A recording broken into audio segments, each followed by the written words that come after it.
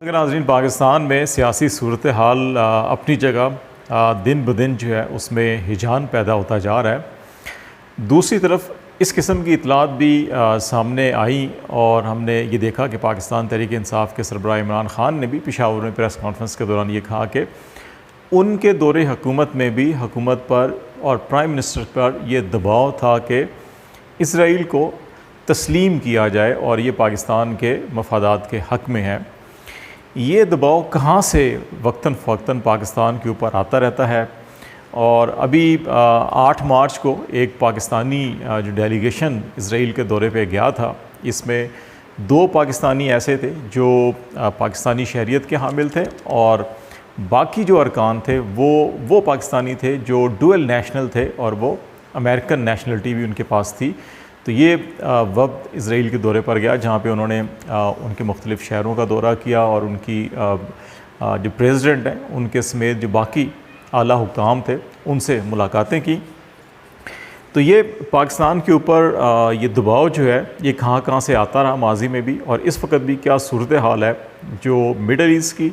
और उसके तनाज़ुर में पाकिस्तान के ऊपर ये दबाव क्यों डाला जा रहा है। और फिर इस सारे विज़िट को या ये जो सारी सिचुएशन है इसको जो फैसिलिटेट किया जा रहा है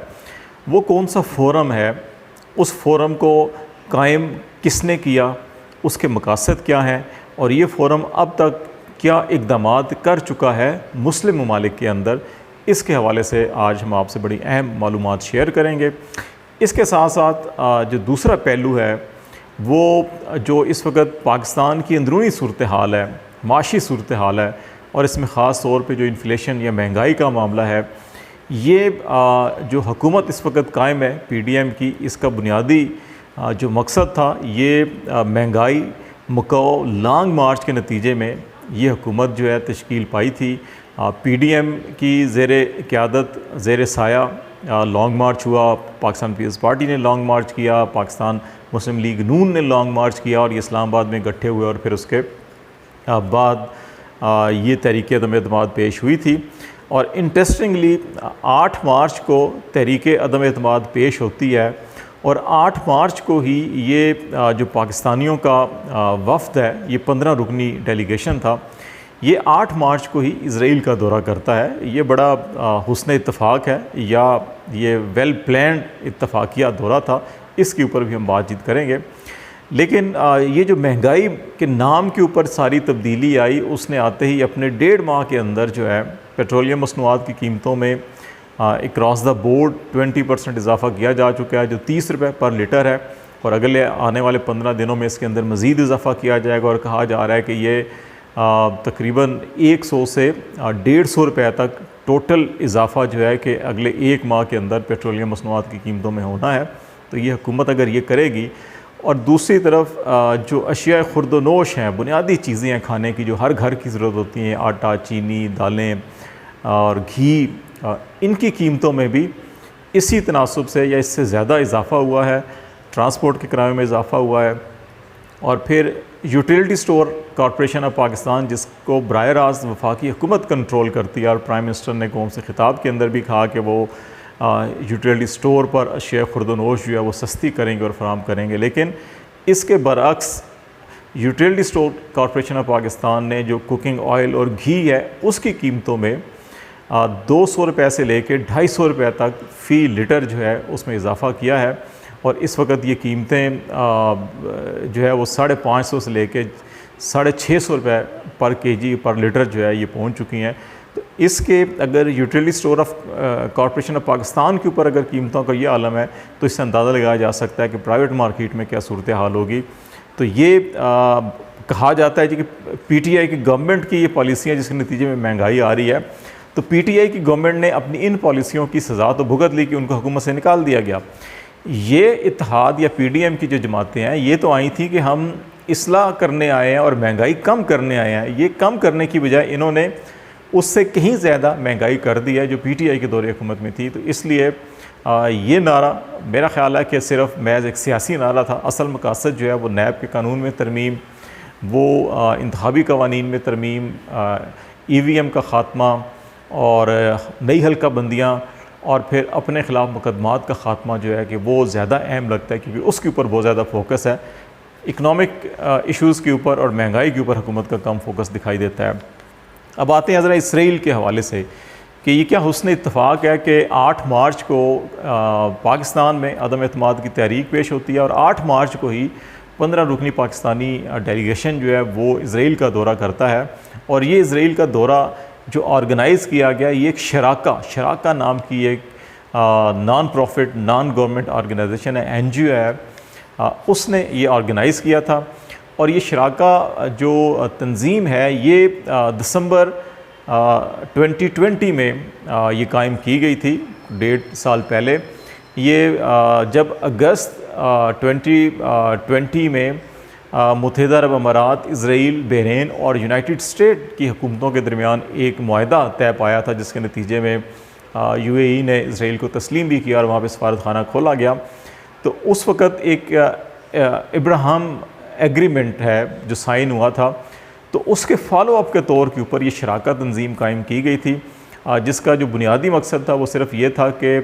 जो गल्फ़ ममालिक हैं, गल्फ़ रीजन के ममालिक हैं, उसकी यूथ को, उसके दानिश्वरों को, उसके मीडिया पर्सनस को, उसके ओपिनियन मेकर्स को, उनके प्रोफेशनल्स को इसराइल का दौरा करवाया जाए, ताकि एक दूसरे के दरमियान जो गलत फहमी है वो ख़त्म हो और एक दूसरे को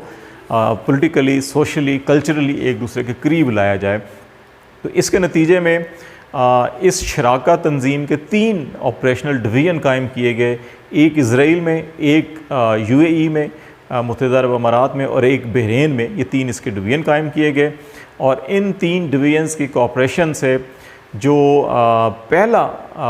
प्रैक्टिकली विज़िट था, एक्सचेंज विज़िट था,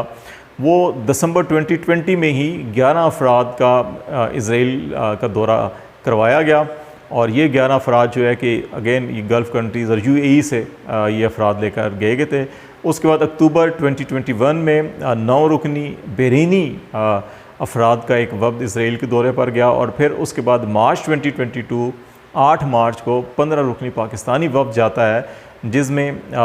2 जो पाकिस्तानी, एक अहमद कुरैशी जर्नलिस्ट हैं, एंकर भी हैं PTV के सरकारी टेलीविज़न के साथ वाबस्ता हैं, उनके ये प्रोग्राम होस्ट करते हैं, और एक पाकिस्तान में कराची में एक शहरी हैं जो पाकिस्तानी शहरी हैं और यहूदी हैं, फैसल बिन खालिद इनका नाम है। तो ये तो पाकिस्तानी थे, इनके अलावा बाकी जो रुकन थे वो तमाम अमेरिकन पाकिस्तानी थे, अमेरिकन नेशनलिटी भी उनके पास है और उनके वो पासपोर्ट यूज़ किया उन्होंने जाने के लिए। तो ये इसराइल का दौरा किया था इन्होंने। अब इसमें अगर ये देखा जाए कि इसका बुनियादी मकसद जो 2 ममालिक अब तक जो प्रैक्टिकली 3 वफूद का दौरा किया गया इसराइल का, उसमें से बहरीन और UAE वो हैं जिन्होंने अगस्त 2020 में 13 अगस्त को इसराइल के साथ एग्रीमेंट साइन किया था। अमेरिका भी उस एग्रीमेंट में शामिल था, जिसके नतीजे में इसराइल के साथ इनके सफारती तल्लुकात जो हैं वो सियासी तल्लुकात कायम हुए। तो अब उन 2 ममालिक के एक तो वफूद इसराइल लेके जाएंगे और तीसरा पाकिस्तान है। तो इसका मतलब है कि ये कहीं ना कहीं चाहे अमेरिका के अंदर या मिडल ईस्ट के ममालिक के अंदर जो करीब हो रहे हैं इसराइल के, उनके अंदर ये सोच पाई जाती है कि पाकिस्तान को भी इसराइल के करीब लाया जाए और इनके अंदर जो तल्लुकात की दूरी हैं, सियासी तल्लुकात या सफारती तल्लुकात, वो कायम किए जाएँ। लेकिन पाकिस्तान का एक प्रिंसिपल स्टैंड है जो कायद-ए-आज़म बानी पाकिस्तान ने कहा था कि इसराइल को उस वक़्त तक तस्लीम नहीं किया जाता जब तक कि फ़लस्तीन का जो फ़ैसला है वो ना हो जाए, वो एक आज़ाद रियासत ना कायम हो जाए और इसराइल जो है वो इसकी जो मकबूजा इलाके हैं उनको खाली ना कर दे। तो उस तनाज़ुर में पाकिस्तान का प्रिंसिपल स्टैंड है। ये मुशर्रफ दौर के अंदर तुर्की में जो पाकिस्तान के वज़ीर ख़ारजा थे खुर्शीद महमूद कसूरी, उनकी और इसराइल के उस वक़्त के वज़ीर ख़ारजा की मुलाकात हुई थी और उस दौर में हम आज TV के साथ वाबस्ता थे और हमें ये एज़ाज़ है कि वो ख़बर भी आज TV ने ब्रेक की थी कि तुर्की में ये मुलाकात होने जा रही है। तो ये उस वक़्त से कोशिशें चल रही हैं और अभी इमरान खान साहब को ये कहना है कि उनके दौरे हुकूमत में भी दबाव था। तो जो इंटरनेशनल अमेरिकन इस्टेब्लिशमेंट है वो पाकिस्तान की जो इस्टेब्लिशमेंट है उसके साथ मुतअद्दिद बार इस किस्म की गुफ्तगू करते रहे हैं। फिर UAE या बहरीन या वो इस्लामी ममालिक जो इसराइल के साथ सियासी सफारती तल्लुकात जिन्होंने कायम किए हुए हैं, वो भी पाकिस्तान के साथ मीडिएशन इस मामलात में करते रहे हैं माजी में कि पाकिस्तान को भी इसराइल के करीब लाना चाहिए। जो पाकिस्तान की जो